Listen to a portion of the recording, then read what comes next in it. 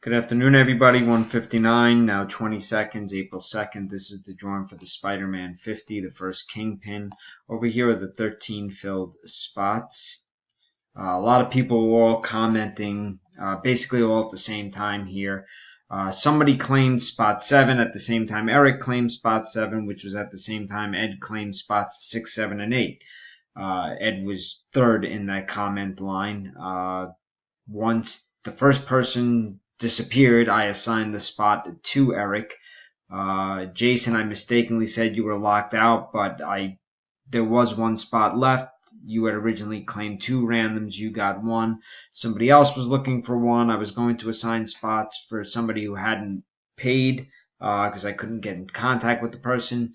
But, everything worked out. Everything was filled in the order that people responded to them. Okay?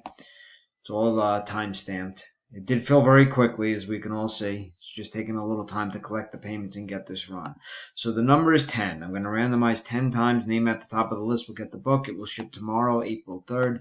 I wish everybody the best of luck. That's 1, 2, 3, 4, 5, 6, 7, 8, 9. And here is the final one. 10, spot 9, Jason Harold. Congratulations. Time is 2 p.m.